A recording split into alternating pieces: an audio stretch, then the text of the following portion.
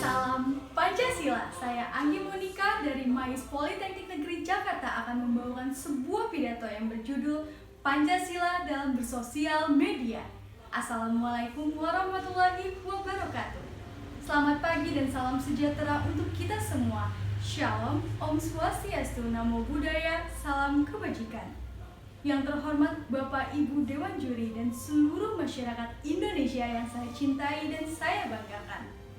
Berbicara mengenai Negara Kesatuan Republik Indonesia merupakan negara yang didirikan oleh 3 pedoman yang sangat hebat, yaitu Pancasila, Undang-Undang Dasar tahun 1945, dan Bhinneka Tunggal Ika.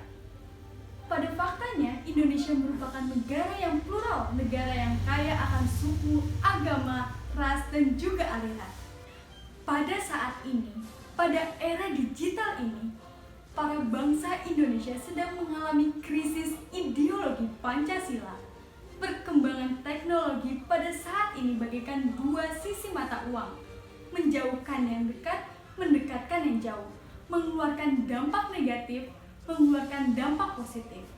Sesuai dengan apa yang dikatakan oleh Darajat dalam Mohana tahun 2015, bahwa semakin merosotnya moral para bangsa Indonesia diakibatkan karena peningkatannya teknologi yang tidak diimbangi oleh peningkatannya budi pekerti luhur dari para mahasiswa dan para pelajar itu sendiri.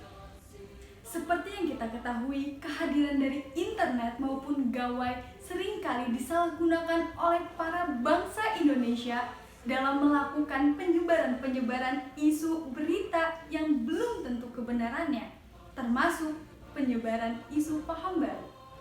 Seperti kemunculan PKI, ISIS di Indonesia, HTI, penghinaan terhadap agama, suku, bangsa, Pancasila, dan juga kepada bendera merah putih, dan masih banyak lagi. Persoalan-persoalan inilah yang nantinya akan bermuara ke dalam gerakan radikalisme yang akan mengubah seluruh tatanan hidup bangsa Indonesia.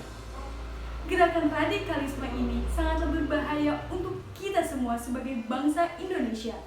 Karena sesuai dengan data dari tim AIS Menkominfo yang menyebutkan, sejak Agustus tahun 2018 sampai April 2019, sebanyak 1.731 berita hoaks yang ada di Indonesia.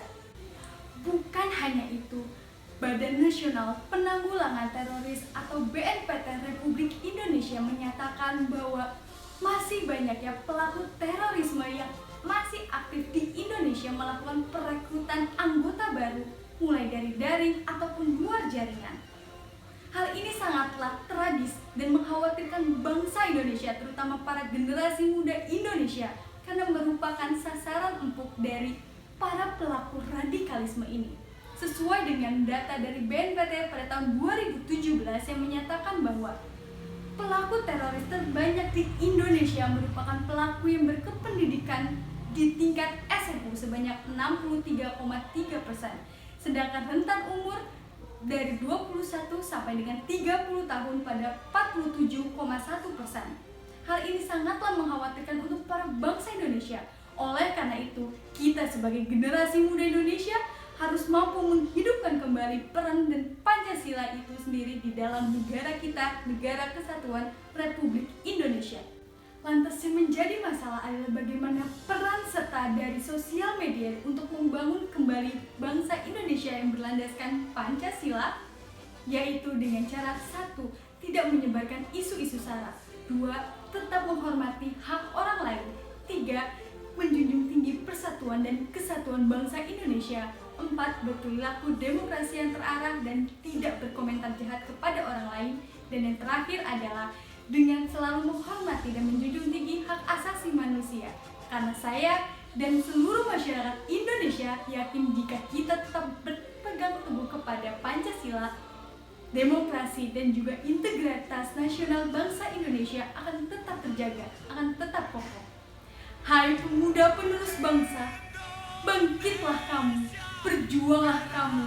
Inilah negaramu, negara yang kamu cintai, negara yang kamu sayangi, negara yang kamu banggakan, negara Indonesia.